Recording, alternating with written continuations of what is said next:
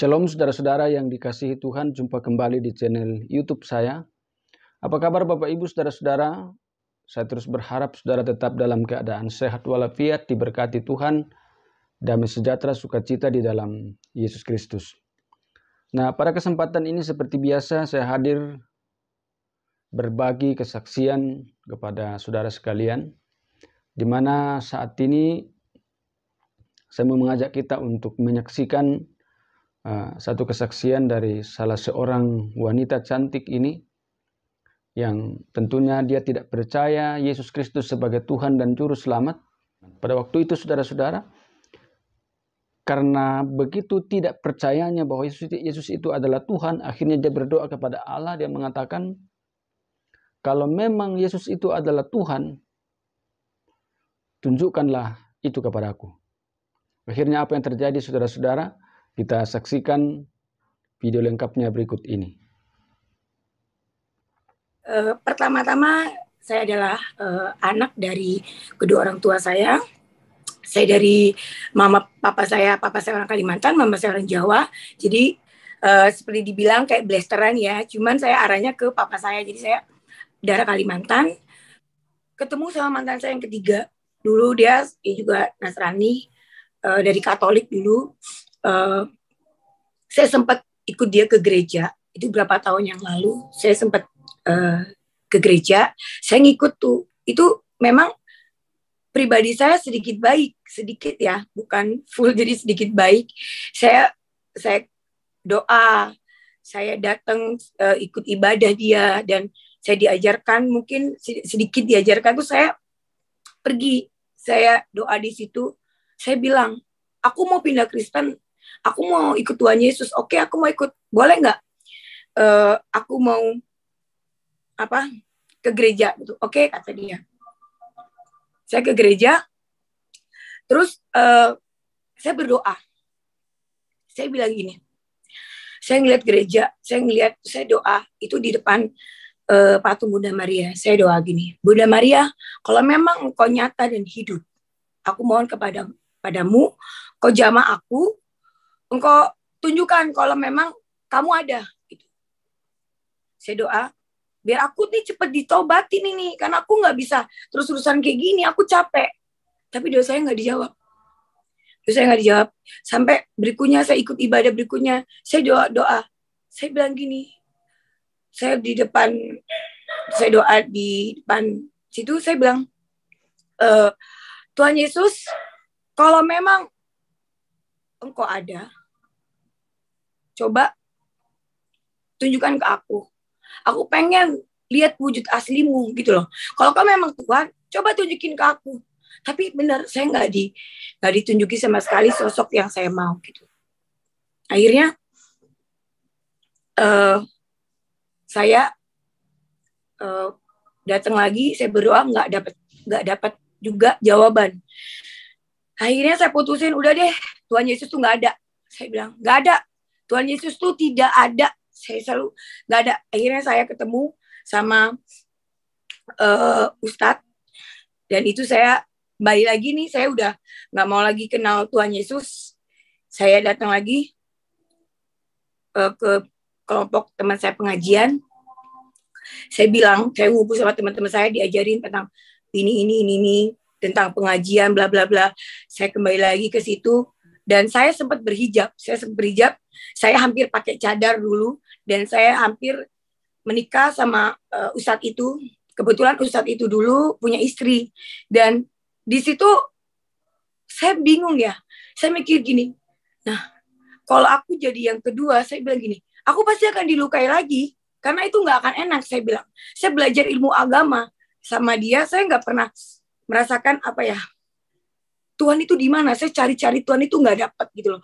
Di situ saya nggak dapat, bener-bener saya zonk, saya nggak pernah dapetin Tuhan itu di situ. Jadi tapi saya tetap ibadah, saya tetap sholat, saya tetap doa itu. Akhirnya ini saya putusin, udah berapa bulan ini saya udah pakai hijab, saya putusin, saya lepas lagi, kembali lagi saya lepas, makin bandelnya minta ampun. Yang tadinya 2 kali lipat, sekarang 3 kali lipat saya makin bandel. Saya nggak menemuin sosok Tuhan itu seperti apa. Udah, kayaknya Tuhan memang nggak ada. Saya bilang, Tuhan itu nggak ada, saya bilang. Akhirnya saya pacaran, untuk kesekian kalinya pacar saya nyakitin saya lagi. Oh, itu sakitnya luar biasa. Itu dahsyat banget, saya sakit. Saya ngerasa udah nggak mikirin hidup saya lagi. Saya udah mau bunuh diri. Kenapa semua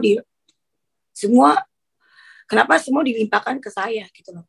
Saya sampai mau bunuh diri. Cuman kenapa papa saya kayak gini? Laki-laki yang saya banggakan juga dari dulu sampai sekarang tuh yang saya pengen jadi imam, kenapa kok kayak gini? Saya rasa waktu itu gak ada yang peduli sama saya. Walaupun mama saya ada di rumah, mama saya gak sayang sama saya. Mama saya cuma mikirin papa saya. Saya cuma mikir kayak gitu, gak ada yang sayang sama saya.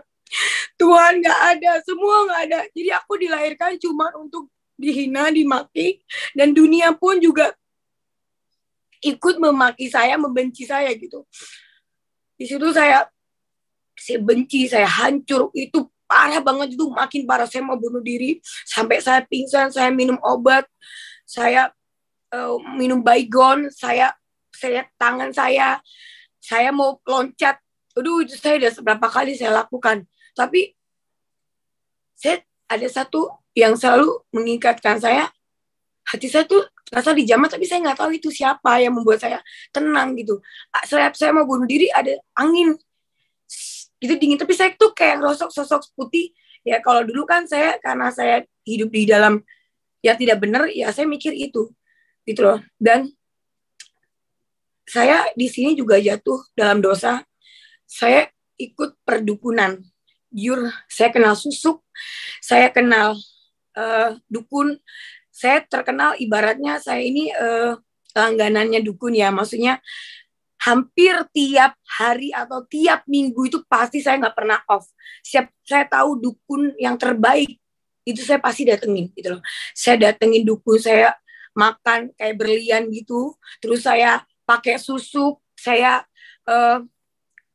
ngerasa nyaman aja. Saya pakai susuk, saya makan berlian, saya minum something, saya mandi kembang, itu semua udah saya lakuin. Dan oke, saat itu saya ngerasa tenang, tapi sebentar. Tapi saya ngerasa ini nggak benar gitu loh. Kayak saya tuh cari uang, habisnya tuh ke dukun aja. Jadi nggak ada hasil sama sekali. Susuk itu juga nggak, maksud gini, kayak intimidasi. Kalau ini aktif dalam diri saya sampai pernah pakai susuk pocong, sampai saya pernah hal-hal yang buruk itu, yang mungkin nyawa taruhannya itu saya lakukan untuk mendapatkan laki-laki, atau mungkin bukan saya dukuni laki-laki ya, tapi untuk diri saya, biar laki-laki itu terpana sama saya, biar tergoda sama saya, biar bukan saya yang cinta dia, tapi dia yang cinta saya, yang dia benar-benar berkorban. Yes, memang benar. Pada saat itu semua laki-laki tunduk dengan saya gitu loh. Tapi ada sesuatu yang buat saya terluka. Di sini saya jadi budak iblis gitu. Kalau saya nggak pergi ke dukun, saya tuh kayak haus dan lapar itu makan bunga kampil. Jadi kalau saya nggak makan bunga itu rasanya ada sesuatu dalam diri saya. Saya ngerasa saya marah-marah, saya merasa saya nggak nyaman, saya kayak parah banget tuh saya tuh. Jadi kalau saya nggak makan bunga itu ada sesuatu dalam diri saya gitu loh. Dan singkat cerita, waktu itu saya punya mbak, waktu saya di rumah saya yang lama, itu ada mbak ngelihat saya, sampai dia, karena kan saya tidur sendiri waktu itu, saya masih gadis, tidur sendiri di kamar saya ditemenin sama dua mbak saya. Dia mau ke toilet nggak berani, karena katanya saya tuh didampingin satu sosok perempuan, yang satu peluk saya, yang satu lagi dia berdiri dan rambutnya tuh panjang banget, dan mereka tuh nggak berani sama sekali gerak karena lihat sosok makhluk itu yang ngelonin saya gitu loh. Dan saya nggak percaya, saya bilang saya nggak percaya, tapi benar, setiap orang yang kerja sama saya, dia ngeliat di badan saya itu ada yang ngikutin saya, sosok perempuan gitu loh. Dan itu sosok yang saya pakai tadi itu, yang kuntilanak, yang istilahnya kalau orang Indonesia saya nggak tahu itu kuntilanak atau apa. Dan itu yang memang yang melingkupi saya. Jadi saya kalau nggak makan bunga kantil, kalau saya nggak hancurin hati laki-laki, kalau saya nggak berbuat jahat, itu ada sesuatu yang lain di dalam hidup saya gitu loh. Singkat cerita, saya terus bergejolak dari perdukunan, seks bebas, sampai saya ngelakuin narkoba, kenal semuanya. Itu saya benar-benar dosa yang luar biasa tuh udah saya alamin gitu loh. Singkat cerita, udah Saya capek banget. Tuhan, aku capek, aku lelah. Ya Allah, aku lelah, aku capek gitu loh. Kenapa sih aku mau mati aja susah banget.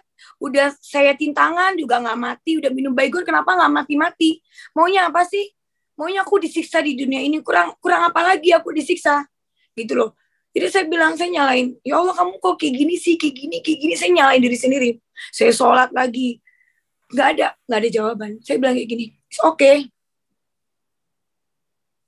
Kau nggak ada, Tuhan. Kau memang nggak ada. Kau Tuhan itu memang nggak ada. Kalau kau ada, kau pasti dengarkan aku. Saya sholat. Semua sholat itu saya lakuin. Dari sholat, bermacam-macam sholat.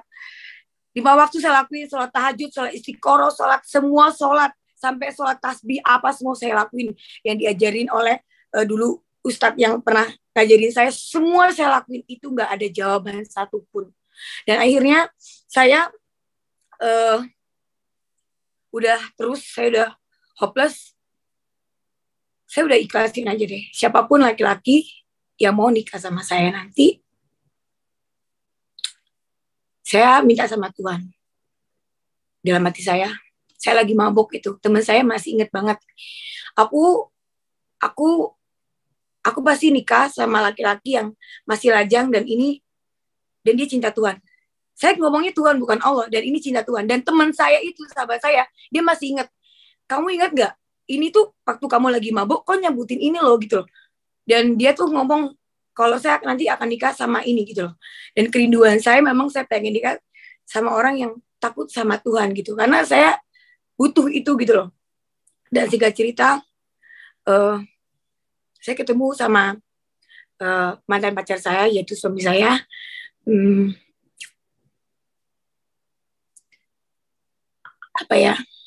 Pribadi yang saya lihat. Saya nggak pernah tahu kalau suami saya tuh dia, karena saya nganggap suami saya tuh ya laki-laki tuh semua sama aja gitu loh. Saya nggak pernah berharap dia jadi suami saya.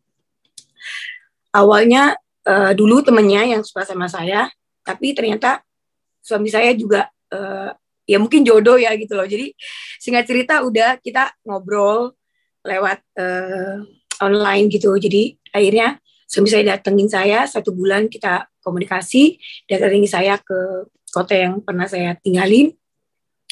Dan di situ dia dateng saya, terus waktu itu mama saya lagi sakit, dia jatuh dari tangga. Sampai mama saya pernah bilang sama saya gini, dia pernah ngomong,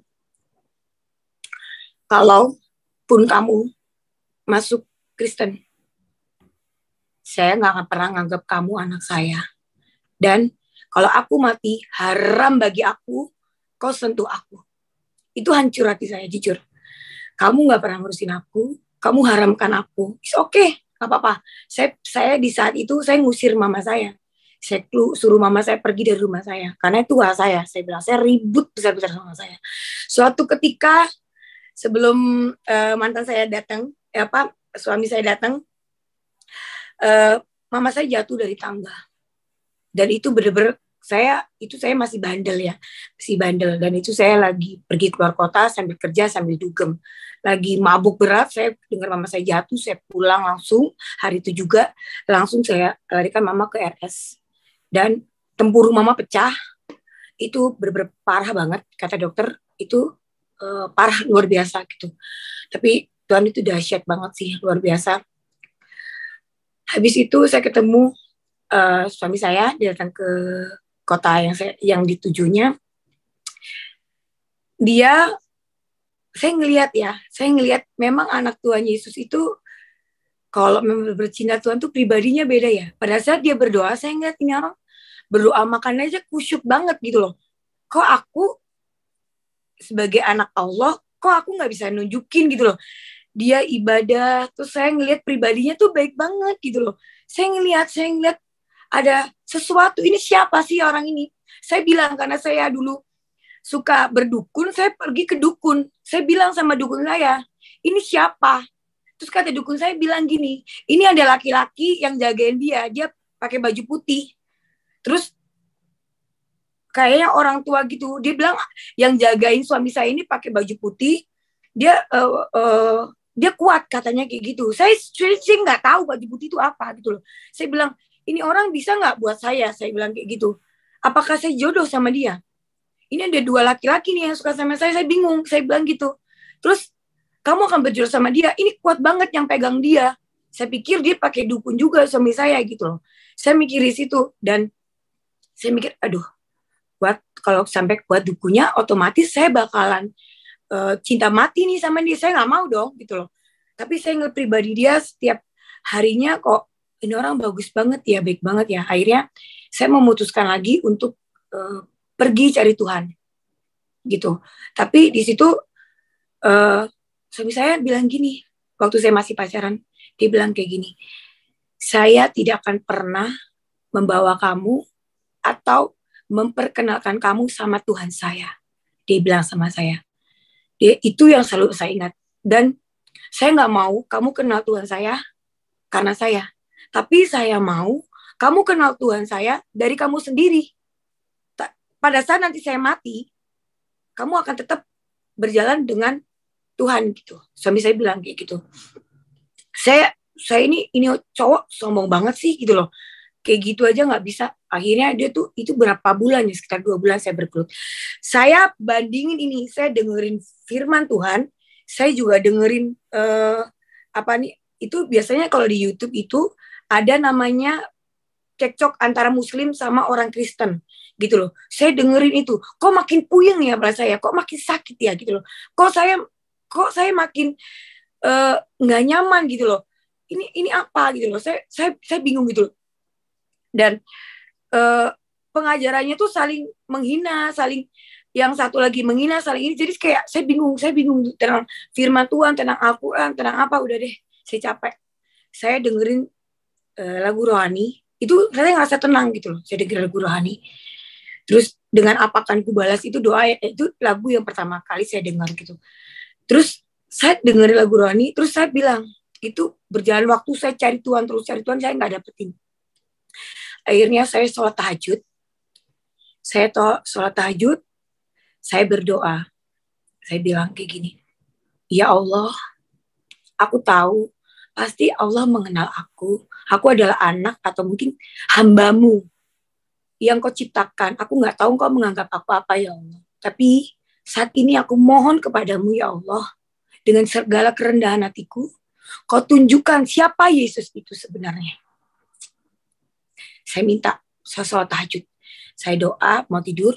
Saya doa lagi, sekali lagi. Saya bilang, ya Allah, ya Tuhanku, coba tunjukkan siapa Yesus itu.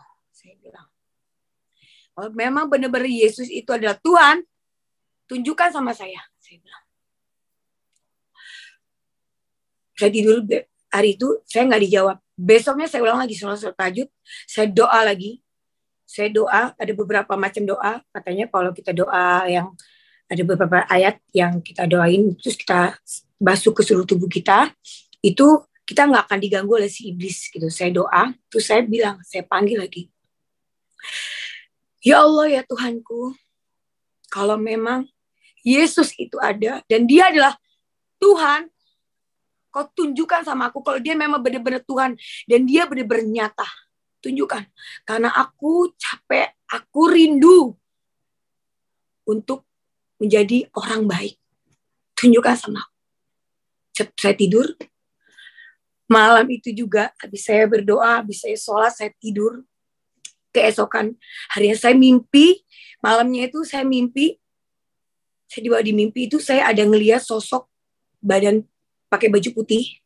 Rambutnya hitam, tapi dia nggak panjang, rambutnya pendek. Terus dia pakai brengos, tapi nggak tahu ya, agak samar-samar gitu. Saya begini, hati kecil saya bilang, itu Nabi Muhammad. Oke, saya ngeliat. Terus dia bilang kayak gini, dia ngasih pertanyaan sama saya. Hati kecil saya, itu bukan Tuhan Yesus, itu Nabi Muhammad. Oke, saya bilang, ya, Vera, yes. Kalau kamu masih yakin dengan apa yang kamu pilih ini, kalau kamu percaya Tuhan Yesus, kamu akan merasakan apa yang kamu miliki saat ini, itu akan lepas. Oke, yang saya pikirkan adalah saat itu saya mohon maaf ya, karena dulu saya pakai susuk ya, jadi saya ngerasa takut kecantikan saya hilang gitu, atau mungkin saya takut kepedean saya hilang. Saya bilang gini, yes, aku mau terima Tuhan Yesus sebagai Tuhanku. Oke, di malam itu saya disiksa, itu disiksanya luar biasa sekali. Itu saya benar-benar sampai sekarang saya merinding, saya masih merasakan siksaan yang saya rasakan itu. Saya diseret, tangan saya diikat, itu digurun, dan itu banyak sekali batu-batu. Saya diseret pakai kuda, kaki saya diikat, tangan saya diikat, mulut saya dibungkam, terus diseret. Itu tapi saya nggak berteriak, saya cuma kayak gini. Di hati saya, Tuhan tolong aku, Tuhan Yesus, aku percaya Engkau ada. Gitu. Terus jebret, saya bangun lagi, terus dikasih lagi kesempatan, Vera, ini kesempatan buat kamu. Kamu masih mau percaya Tuhan Yesus, kamu terima sebagai Tuhan kamu? Saya bilang gini, dalam hati saya, Tuhan kalau Engkau ada, aku percaya pasti Tuhan tolong aku. Di mimpi itu. Terus itu saya benar-benar disiksa lagi, dan itu siksanya tuh nyawa saya sih, bukan nyawa ya, apa ya, apa yang saya miliki, dibilang apa yang kamu miliki saat ini, mungkin dengan keuangan kamu, keluarga kamu, semua akan saya ambil, dibilang. Sampai apa yang kamu miliki, uang kamu pun saya ambil. Saya bilang kayak gini, oke, saya mau terima Tuhan Yesus bagi Tuhan saya. Jebret, saya benar-benar itu, harta saya itu merasa kayak saya miliki saat itu jebret, habis diambil semuanya. Saya ngerasa, saya miskin, saya nggak punya apa-apa. Dan untuk yang ketiga kalinya, saya dikasih kesempatan. Ini kesempatan terakhir buat kamu, Vera. Kalau kamu memang masih mau terima Tuhan Yesus sebagai Tuhanmu, saya akan mengambil nyawamu sekaligus apa yang kamu miliki beserta pasanganmu saat ini. Yaitu waktu itu pacar saya, suami saya akan ambil semuanya. Apa yang kamu miliki. Itu benar-benar saya ditarik. Saya benar-benar, yes, saya bilang gini, yes, saya terima Tuhan Yesus sebagai Tuhan saya. Itu saya kayak ditampar, saya ditarik nyawa saya, dan itu saya masih sekarang tuh ngerasa nyawa saya terbang tuh kayak saya udah mati. Terus jebret, saya langsung, saya nggak tahu tuh, saya kayak pingsan. Saya ngeliat ada satu pintu, kayak saya nggak tahu itu apa, cahaya bukan pintu. Kayak ada satu buka, mungkin itu gelap banget dan itu nggak pernah dibuka. Cahayanya itu menerangi saya kayak apa ya, cahaya yang lurus gitu, kayak. Terus saya tuh waktu pingsan saya berdiri, saya ngeliat tuh cahayanya tuh kayak yang awalnya saya ngerasain terangnya itu apa namanya ya, terangnya itu sakit, kok nggak nyaman. Yang ini beda, terangnya tuh membuat hati saya tuh tenang. Saya ngerasa kayak ada sesuatu yang menjamah saya ngerasa ada sesuatu yang menguntungkan saya. Saya ngeliat, saya nggak tahu wajahnya seperti apa, tapi saya ngeliat sosok dia tuh baju putih, rambutnya panjang, saya nggak tahu seberapa itu, saya lupa, pokoknya rambutnya panjang, dan saya ngeliat, nggak bisa lihat, tapi dia tersenyum. Gimana ya, saya nggak bisa mengatakan wajahnya, saya nggak bisa ngeliat wajah, tapi saya, hati kecil saya ngeliat dia tersenyum buat saya gitu loh. Di situ saya, hati kecil saya bilang, itu Tuhan Yesus. Saya berdiri bangkit, saya wow, itu Tuhan. Pertama kali saya ngeliat Tuhan Yesus yang selama ini berapa tahun saya ingin ketemu Tuhan Yesus, dia memperlihatkan saya gitu.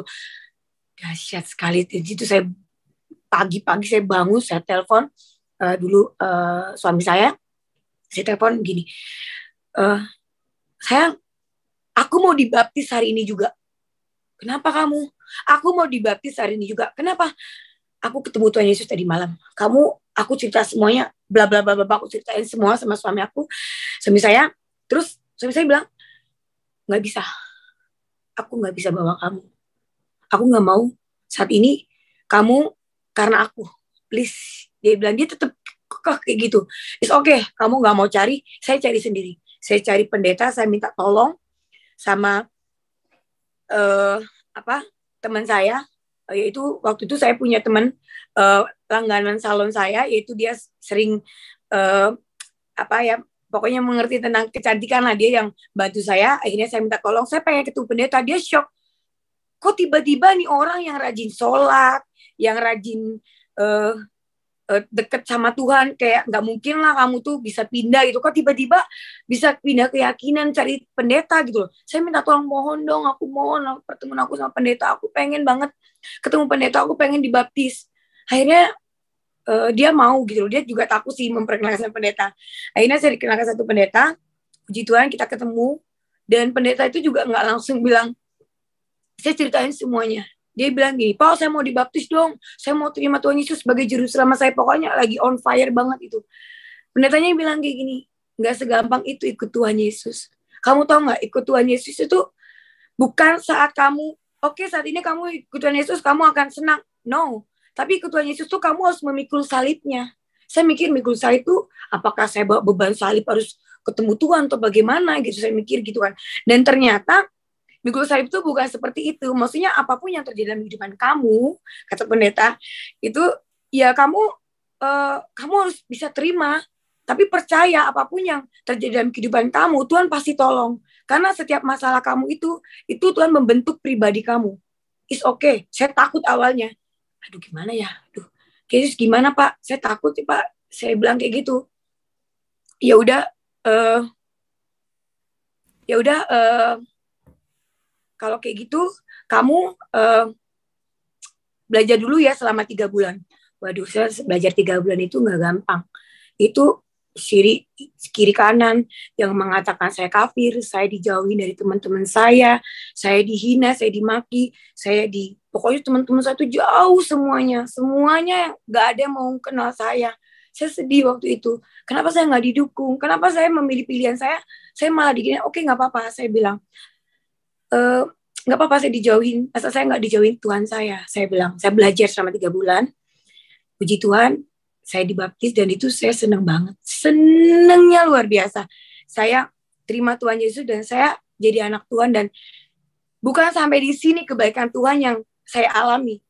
Proses demi proses yang saya keras kepala, saya suka berdukun, saya suka narkoba, saya suka selingkuh. Waktu saya sama pacar saya dulu, saya suka selingkuhin. Di sini benar-benar saya diubahkan satu persatu sama Tuhan, satu persatu, sampai saya jadi seperti ini, gitu loh. Dari pribadi saya yang keras kepala, yang nggak bisa diatur, yang saya ngerasa sombong, angkuh, Tuhan ubahkan perlahan pribadi saya. Saya biasanya sombong, sekarang Tuhan ambil semuanya, saya diubahkan jadi pribadi yang baik. Yang kedua, saya suka berdukun, langsung diputuskan, saya ikut pelepasan, dibuang, saya nggak tahu lagi. Saya biasanya kalau sedih saya pergi ke dukun, kalau sekarang saya kalau sedih saya curhat sama Tuhan, saya pujian, saya baca firman. Dan ketiga, pribadi saya yang yang suka narkoba, saya terlepas dan sedikit pun saya nggak pernah terbesit namanya ingat ataupun pengen coba itu namanya narkoba. Dan yang keempat, yang biasanya saya nggak bisa, kalau saya nggak nyaman, saya pasti akan selingkuh gitu, dan itu benar-benar hilang di mata, di kepala saya terbesit. Saya ngerasa suami saya adalah suami yang terbaik seluruh dunia gitu loh. Dan benar-benar Tuhan Yesus mengubahkan saya luar biasa. Sampai detik ini saya jadi seperti itu juga karena Tuhan. Dan kembali lagi nggak sampai di situ, waktu saya ikut Tuhan Yesus nggak gampang. Yes, benar kata pendeta kemarin. Kita akan susah, benar, saya hidup susah. Rumah saya sampai mau dijual, karena itu benar-benar di masa kita zonk, kerjaan suami saya jatuh, saya hancur, saya hamil, harus hutang untuk saya melahirkan anak saya susahnya minta ampun, dan Tuhan tolong saya berdoa, Tuhan sediakan, sampai rumah saya mau disita bank kurang berapa hari lagi, saya mesbah doa, saya doa sama Tuhan bersama keluarga saya, Tuhan tolong lagi, ada orang baik yang mau membantu saya dan suami saya, tanpa ada embel-embel apapun, dibantu rumah saya dilunasin hutang-hutang suami saya. Dan untuk kedua kalinya, sekian kalinya Tuhan bantu saya lagi dalam segala hal. Waktu mama saya sakit, Tuhan sembuhkan, dan puji Tuhan, mama saya, paman saya, tante saya, dan adik saya sudah terima Tuhan Yesus, dan beruntun lagi gitu. Dan beberapa orang juga yang pernah saya bersaksi tentang kebaikan Tuhan, yang puji Tuhan, dia juga percaya, nggak tahu nih, Tuhan itu baik banget. Dan yang saya nggak mungkin dijadikan pribadi yang seperti ini, saya merasakan saya ada sosok seorang ayah yang ada dalam kehidupan saya, yaitu Tuhan Yesus. Saya sudah nggak merasa sakit hati lagi. Saya nggak punya dendam sama mama papa saya. Saya nggak punya sedih lagi. Karena saya diajarkan sama Tuhan untuk mengasihi. Saya diajarkan Tuhan untuk mengampuni teman-teman saya. Saya diajarkan untuk menjadi pribadi yang jauh lebih baik lagi. Dan banyak sekali yang Tuhan lakukan di dalam kehidupan saya dan keluarga saya. Dan mama saya yang awalnya dibilangnya haram, kalau sampai dia meninggal, dia nggak mau dimandiin oleh saya. Dan puji Tuhan, mama saya sudah terima Tuhan Yesus. Dan hari demi hari pribadi mama saya yang kurang baik dulu, sekarang jadi puji Tuhan lebih baik lagi. Terus saya pribadi, suami saya gitu loh. Jadi Tuhan itu baik banget. Memang benar ikut Tuhan Yesus itu nggak sempurna perjalanannya. Tapi percayalah, ikut Tuhan itu benar-benar jalan yang terbaik. Kenapa? Pribadi yang buruk diperbaiki sama Tuhan. Kita dari sampah, Tuhan hapuskan. Dia nggak mikirin apa-apa. Dan dia mengangkat derajat kita. Bukan menjadi seperti yang kita mau. Tapi Tuhan membuat kita menjadi apa yang dia mau gitu loh. Dan yang saya suka dari Tuhan Yesus apa? Saat saya sedih, saat saya menangis, Bapak selalu memeluk saya. Dia selalu bilang, "It's okay anakku. Kamu ada dalam genggamanku. Kamu gak usah khawatir, gak usah takut. Apapun yang saat ini ada dalam hidupmu, masalahmu, ingat ya, ada aku yang selalu menopangmu." Dan benar ya, firman Tuhan juga berkata kan, bukan kamu yang memilih aku, tapi aku yang memilih kamu. Itu yang benar-benar firman Tuhan yang benar-benar membawa saya, oh yes Tuhan, Tuhan yang memilih aku. Apapun yang terjadi dalam kehidupanku, Tuhan udah Tuhan udah melakukan semua dalam hidup saya. Tuhan Yesus baik. Percayalah, Tuhan itu gak pernah meninggalkan kita sedikit pun. Tuhan itu berkarya dalam kehidupan kita.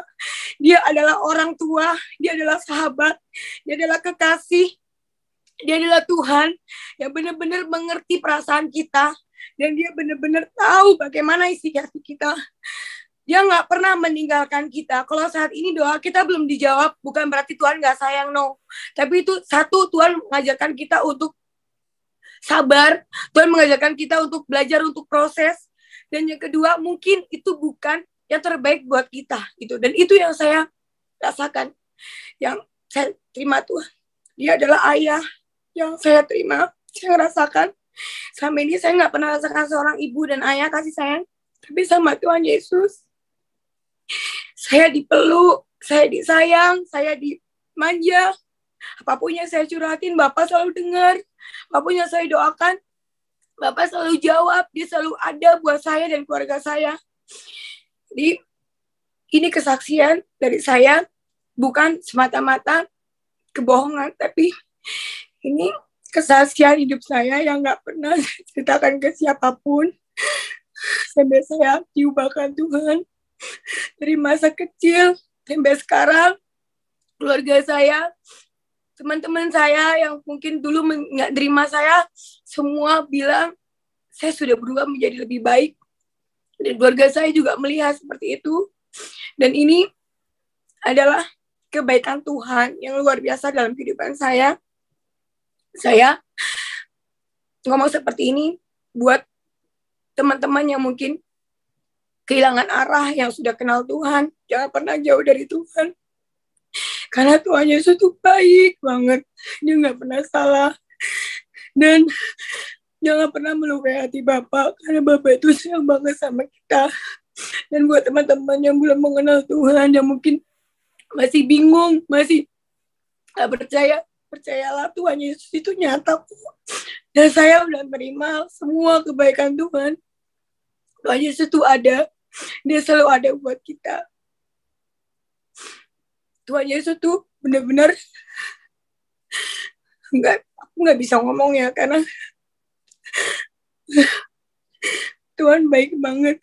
Tuhan yang mengubahkan hatiku yang kecewa ini. Tuhan gantikan hati yang baru. Tuhan ubahkan aku menjadi pribadi yang Awalnya aku malu untuk bersaksi, tapi saat ini Tuhan ajarkan aku nggak perlu malu, nggak perlu takut, karena ada aku di sampingmu. Apapun yang terjadi dalam kehidupanmu, aku ada bersamamu. Itu yang Tuhan selalu katakan sama saya. Saya bersyukur sama Tuhan Yesus. Terima kasih Tuhan, udah baik saya dan keluarga saya. Dan terima kasih untuk semua kasih anugerah yang Tuhan berikan.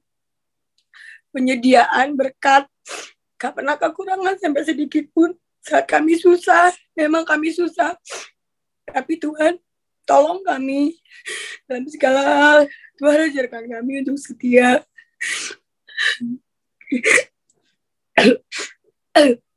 Maaf, saya nangis karena terlalu baik Tuhan buat hidup saya dan keluarga saya. Jadi buat semua teman-teman yang belum mengenal Tuhan, mari saya ajak untuk percaya bahwa Yesus adalah Sang Juru Selamat. Dan yang sudah kenal Tuhan juga jangan pernah tinggalin Tuhan, karena Dia Bapa yang setia, karena Bapa yang mengerti. Saya bersaksi apapun yang saya katakan saat ini itu benar adanya. Kalau Tuhan Yesus dahsyat buat saya, keluarga saya, dan anak-anak saya. Itu saja kesaksian saya. Baik. Terima kasih.